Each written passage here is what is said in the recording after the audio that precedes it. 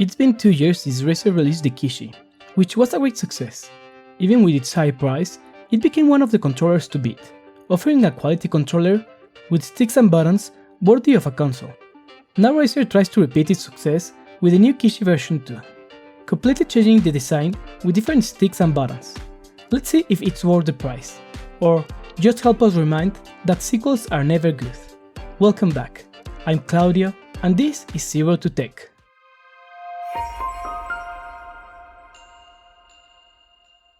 It's hard to believe that the Kishi has been around for 2 years, and to sum up its review, the best thing about it is their analog sticks. Large, soft, and with a lot of trouble. And the weakest point is the DPad, which mixes directions easily, and not being comfortable enough for long sessions. But in general, it's an excellent controller, so much it's one of the ones I use the most. And Razer released this version too, without making a big announcement. Let's see how they compare. Comparing their boxes, it's very clear there is a big change, with the original box being much smaller than this new one. To make room for the complete change they made in the controller design. And after opening the box, we immediately see this new shape, which reminds us of the backbone one for the iPhone. In addition to the controller, we have 2 additional rubber spacers to fit different phone sizes, such as the red magic ones, or perhaps one with a very thin case. Below, we have the protection foam, which has a small window, but shows there is something behind. The manual, quite big, with black paper and silver print. It looks pretty good. And don't worry, it includes their classic stickers. The biggest change is clear. The original was separated into 2 parts, with a plastic block joined with bands. It was weird, yes, but closed, it was close to portable. The new one uses a telescopic design with a center column. When opening, it shows the Razer logo in the back and the certification icons in the front. It's not an original design, it's the same we saw in the backbone one, but in short, closed is no longer so small, and who knows how long it would last inside the backpack. Checking now the controller, we see the first changes. The original D-pad used membranes and felt very spongy. The new one visually looks the same, but it's smaller and now uses switches, so when pressed, it has minimal travel, but a very clear sensation, and it clicks. Usually, D-pads with switches are not the best. We will see later how it performs on tests. The front buttons also change the membranes for switches, but different from the ones on the D-pad, and no longer use the colors on the letters, which are now just white, something that looks more modern. The function buttons remain identical, but they added the button for the screen capture instead of the menu one, and added one for the new Razer app called Nexus. That means no menu button anymore. We also have an LED, which again only lights up when connected to the power. On the top buttons, L1 and R1 also changed the membrane and now use micro switches. And we have 2 programmable buttons called M1 and M2, which are in an interesting position. L2 and R2 are still analog, but they changed their shape. They have a little more travel and feel very smooth, much better than the previous ones, which feel like something inside moves while pressing them. And I cannot delay this anymore. There are bad news. The analog sticks. Literally, the best piece of the original one. Large, soft, and with a lot of trouble. They were just as good as the ones on an Xbox or PlayStation controller. But for some strange reason, they decided to change them to the ones you find on the Switch. Why? In what world someone think, we have these excellent sticks that everyone loves, or we can use these that everybody hates and yes, they develop drift. Sure, let's go for the ones nobody likes. Very annoying. Clearly to lower the cost. But at least, they should pass the savings on to the customer. But with the price, clearly they didn't. So yes, now it has Joy-Con-like sticks. So they're smaller, with less trouble, and instead of being smooth like the previous one, they have that strange change of tension when you change direction. At least, let's hope they come well calibrated. And yes, they also include their characteristic click. Some additional details, like it includes the openings to let the sound through. And below, we have the USB-C port that, like the previous one, only serves to charge the phone. You cannot use it for headphones or accessories. The USB connector is on the right side of the controller, and you must be very careful when connecting it because it doesn't have any kind of play like the Games Here X2. So first, we set the left side of our phone, and we extend the controller till we can connect the USB on the other side. Also, remember to remove this side first. If not, you're going to put a lot of pressure on the connector and the port of your phone. Clearly, something Razer should improve. Regarding compatibility, larger phones now fit, up to 170mm, and the thickness is limited to 11.5. And there are no width limits anymore because they removed the walls that used to get in the way. The spacers are made of hard rubber, almost like plastic, quite different from the soft rubber ones on the original, and the ones installed should fit most phones. The one on the left side has a drop that, in theory, fits the camera modules, but in phones with it in the center is useless. For these cases, and for thicker phones like the red magic ones, you must change them, which is impossible without using a spudger. And I thought that the larger ones could fit a phone with a case, and this Poco with a very thin case fits, but the USB does not make the connection, and the thicker case only makes it worse, and removing the spacers completely or leaving the big ones makes no difference. Something I did not like is that, when connected, the phone is clearly supported on the USB-C connector. The spacers don't hold it. I tried with 3 phones, all with the same result. Something new for this version is the app. The new application is called the Nexus, and in addition to working as a game launcher, it also showcases games by category. Nothing important, there are just links to the App Store. It also gives you access to additional functions like mapping the M1 and the M2 buttons, updating the firmware when needed, and using the screenshot button, and access to streaming with Facebook and YouTube. It asks for permissions to run on top of other apps. Weird, since it doesn't have any mapping functions like Games Here. And when you press the screenshot button, it asks first for access to the phone usage data, and then to save files. The second permission is clear, but the first one is only for the screenshots and to record the screen for the video streaming. And that's it with the app. It does not do anything else. The worst part is the additional button. The only thing it does is to take you to the app. If you press it again, it takes you to the desktop, instead of returning you to the app you were using at first. It's no good.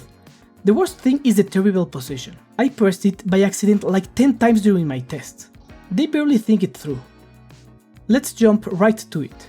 Are the sticks properly calibrated?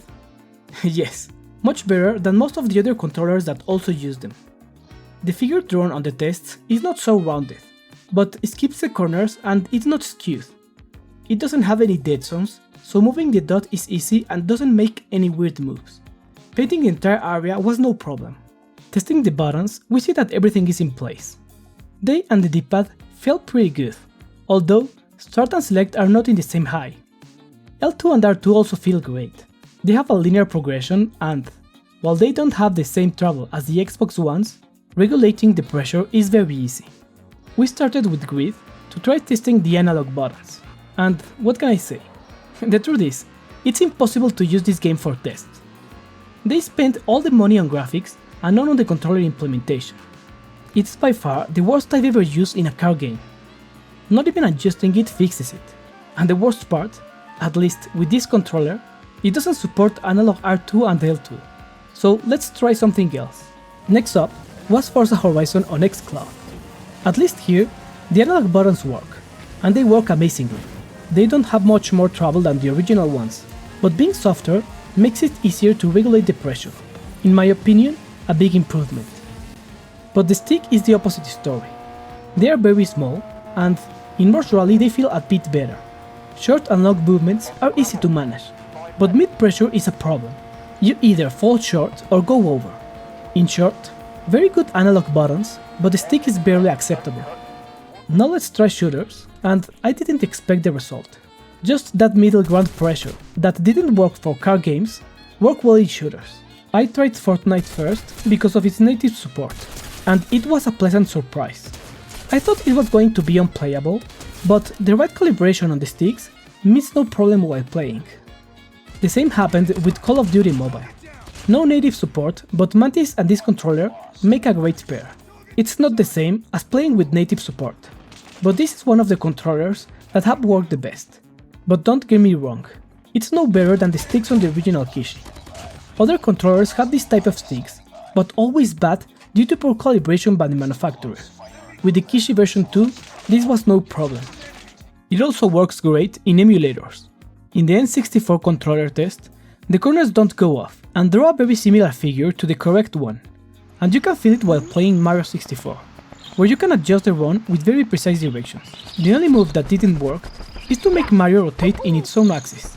This caused by the very short travel of the stick. With such a strong change on the D-pad and the front buttons philosophy, abandoning the spongy membranes in exchange of switches, the results are sure to be different. The old one sucked in the accuracy test. Mixing up directions by mistake was common. That is, pressing a diagonal while only pressing one side of the pad. With this one, you can mix them, but only if you force it, never by accident. Excellent for action or precision games like Contra. And, while the first version was good in the sequence test, this one stumbles. It's not lousy, but definitely not ideal. I was able to perform constantly all the power moves on Street Fighter, but it took me some time to get used to. The clicky feel on the directions is very different, and you have to get used to the timing. These changes aren't an issue with the buttons, it's just another sensation. I even think these are better, because the previous ones were very spongy and the feeling when pressing was not so clear. The only thing is that these new ones are much louder, making noise with each press. And the programmable buttons, not something that I use much, are in a very good position.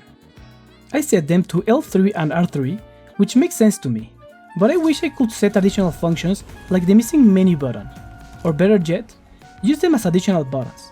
At least they are in an excellent position and at no time got in the way. Something that I have not mentioned is that this controller is very comfortable. Unlike the Kishi one, this one does not tire your hands on long sessions. The space between the handle and the phone fits very well in the hand, and using it for long sessions is not a problem. It's clearly a better design. I know that it is not a controller designed for Windows, but it is important to know if you can use it on other platforms, in case you're looking for a general purpose controller. To connect it, you'll need the USB-C extension. It has more space, so we didn't need the elbow connector we used in the first Kishi. Windows detects it immediately, with the name and everything, but being a direct input device, it has the normal limitations of this protocol. It's not compatible with many games, including those on the Epic Store and Xbox, at least not without additional software, but on any Steam game this is no issue. In RetroArch it works perfectly, but for some reason the message that the control was connected didn't stop popping. This issue didn't happen with any other applications and did not affect the game, but it is annoying and the only way to remove it is to turn off the notifications. To close, if we needed something else to decide, the price might be it. $99 for this controller is a lot to ask, 20 more than the Kishi on its original price, but it didn't become as popular until they lowered the price, and this one has the same problem. It's an upgrade on some respects, like the analog triggers and the D-pad and the comfort using it, but it has worse analog sticks, and although they copied a lot from Backbone, the additional features like the headphone jack or using the USB as an additional connection are not present here, but they copied the path, like needing the app to capture the screen, the price, and the trivial position of the app button. So I wouldn't be surprised if Razer starts charging for their app in a couple of months. If you consider that the original Kishi now costs less than half the price, which also applies to the Game Series X2, and that the Game Series X3 costs the same but includes a phone cooler. By the way, don't forget to subscribe so you won't miss its review next week. And even the Backbone, in their coming USB-C version, costs the same, but includes additional features. All this will make it very difficult for the Razer Kishi version 2 to repeat its former success. If you haven't seen it, check out the original Kishi review, where we also compared it with the Game Series X2. Don't forget to like and subscribe. And remember, retro games, modern technology, zero to tech.